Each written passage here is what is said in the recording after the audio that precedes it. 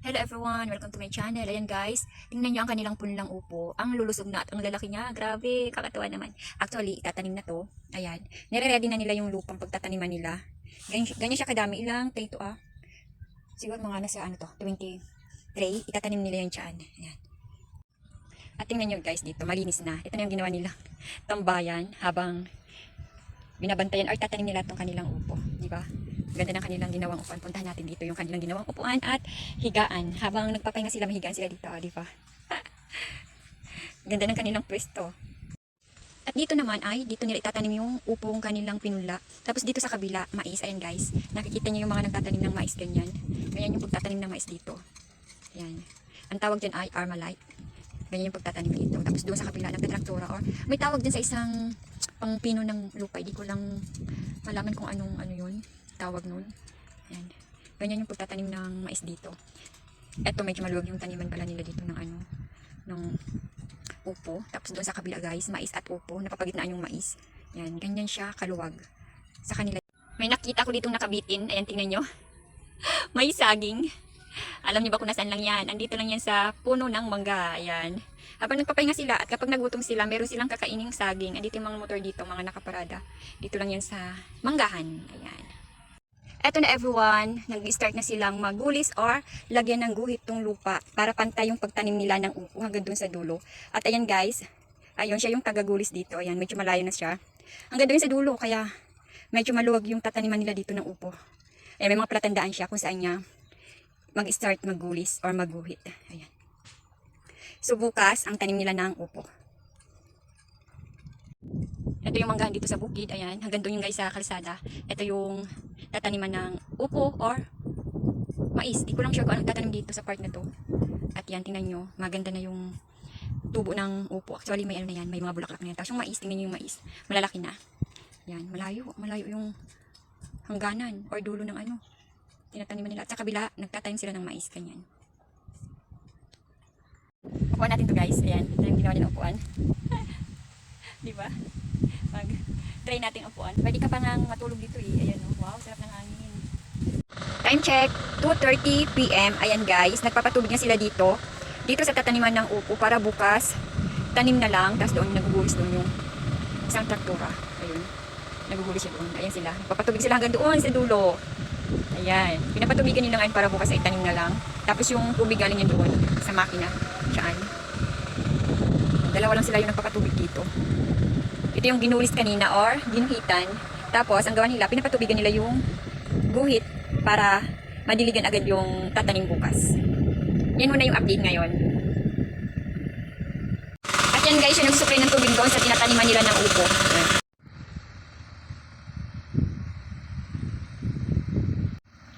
Ito na guys, yung tanim nilang upo ngayon. Ayan. Tingnan nyo ang kanilang space na tataniman. Siyempre, makakasama akong mga ugaw. Ayan. Oh. Naano sa kanya. Mamaya, ang tatanim sila. Pero ngayon, binubutasan muna nila.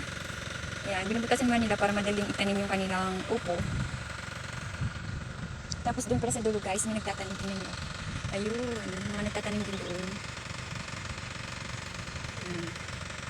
Ito tapos na dito magtanim. Tapos doon sa kabila, mais din pala. Yung mga bata. Lalaro din sa gitna ng update guys. Ayan, yan yung mga nagbubutas ng lupa na tataniman nila ng upo. Ayan, medyo malayo sila. Nandun na sila sa dulo. Ayan. Hindi natin masyado kita yung ginagawa nila. Pero, 4 silang nagbubutas ng lupa. Check natin dito. Tingnan natin dito. Lapitan natin. Ito pala, meron dito sa harap. Dito sa harap. Puntahan natin. Ganito yung ginagawa nila. Yung nagbubutas. Ganyan yung ginagawa nila. Tapos ganyan yung pagtatanim. Nilalagyan nila ng minhi. Yan. Dalawang siya. Dalawang hakbang ang pagitan ng pagbubutas. Ayan. Ilang linya to? 1, 2, 3, 4, 5, 6, 7, 8, 9, 10, 11, 12. Siguro mga 15 na linya. Hindi pa nila dito na linyahan. Ayan. Ganyan lang naman yung pagbubutas. Tusok-tusok lang. Ayan. Tusok-tusok lang yung gawa nila. Medyo malayo na sila kaya hindi na ako pupunta doon. Zoom na lang natin. Hanggang dulo yan. Ayan. Ayan. Ganyan lang. Tusok-tusok. Ayan. Mamayang hapon ang tanim nila. Update ko kayo kapag nagtanim sila. Tingnan natin guys kung anong pagkain nila, inalmusan nila. Dito lang yan sa kanilang ginawang tambayan. Siyempre mga nakaparada ang motor. Ayan. Yung saging na nakabitin dyan. Yan yung mga pula. At yung makina na nagsusupply ng tubig sa kanilang tataniman. So ngayon, check natin kung ano laman ito. Buksan natin. Ay, hindi masyadong mainit kaya. Ay, pinapakitan. Kaya pala, may sabaw. Ayan. Tapos doon sila nagtatanim dyan sa dulo, doon sa kabila.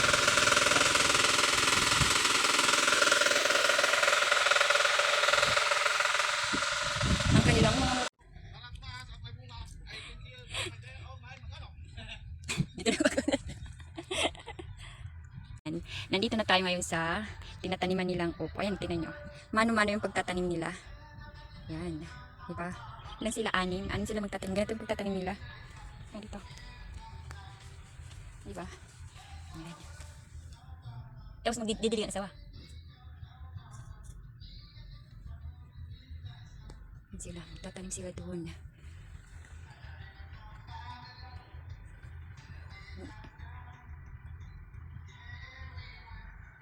Busy day ang mga person.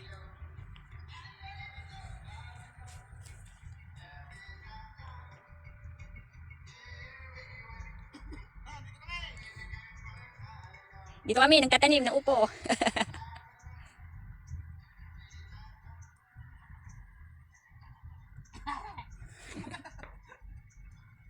Tapos andyan sila. Yan na yung pinakamalaki na guys. Ganyan yung mangyayari dyan. Gagapang siya. So, magtatanim muna sila bago nila lalagyan ng kawayan. Madami pang trabaho ang gagawin. Yan. Ilang ano to asawa? Ilang linya? 15? Ganyan.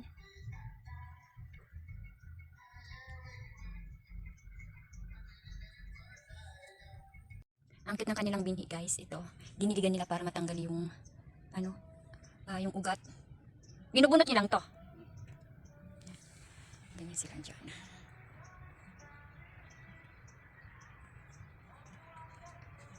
Naka 1, 2, 3, 4.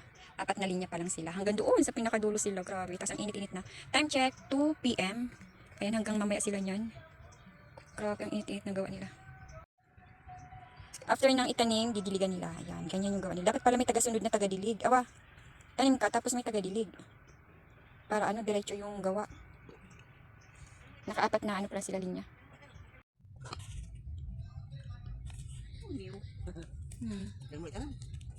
Bakit di matanggal eh? Matigas ayun. Ganyan pagtatanggal yan. Di ba? Ang lalaki na agad. 1 week lang to. Di wala yung yun eh. Nung din eh. Ang cute. Ayan sila. Tingnan sila. Tanggal lang ng tanggal. Ayan, madami. Ilang tray to? Madami tong tray.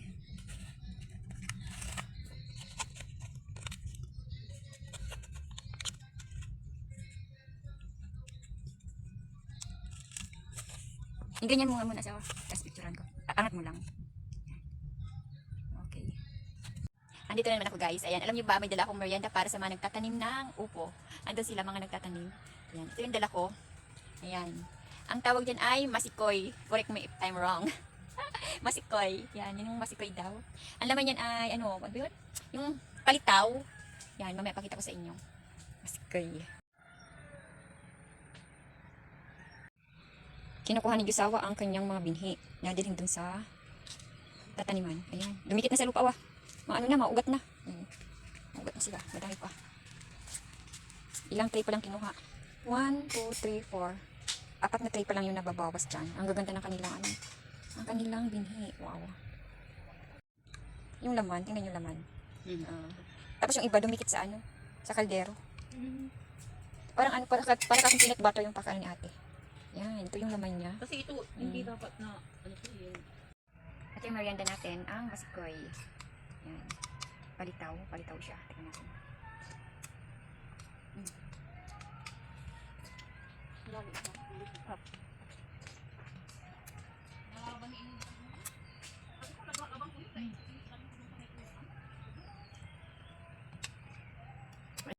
Naging 3 piling na yung saging dito guys. Ayan.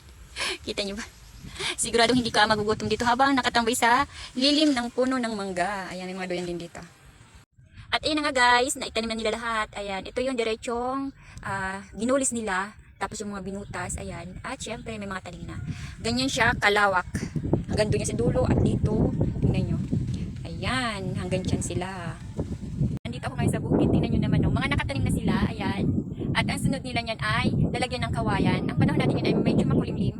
So, hindi ko lang sure kung may low pressure tayo ngayon. Ayan, nandito ako ngayon. Ayan, ganyan siya kalawak. Hanggang doon yan sa dulo, yung tinanim nilang upo. Ganito kaganda ang tanawin natin dito guys sa bukid. Ayan. Napapalibutan yan guys ng mga kahoy. Pero kadalasan, mga mangga. Tingnan niyo yung mangga nila. Yung mga puti na yan ay mga bunga yan. Ayan. Yan. Halos may mga papel yan. Ayan. Mga bunga yan guys. Dito, kukunti lang yung bunga nitong isang mangga. Tapos doon sa kabila, tingnan nyo. Madaming puti. So madami din siyang bunga. At yan guys, may mga kawayan yan. Ay, mga upo yan. Ayan. Tapos ito naman ay yung bagong tanim na upo natin. Wow, sana all makaatin. Tapos doon sa kabila, mangga din yan. May mga puti. Ayan, may mga papel na puti din yan. Madami din siyang bunga. Ayan. At dun sa kabila ay mais na. Malaki na yung tanim nilang mais. Ito, kahapon lang yung tinanim, kaya ganyan pa lang siya. After 3 days, sisibol na yan. Tapos ito ay, lalagyan na siya ng kawayan. Itong mga upra to. Update ko kayo kapag okay na siya. Lalagyan na nilang kawayan. Yung kawayan naka-standby, parang yung mga kawayan na yan. Yan yung mga kawayan dyan.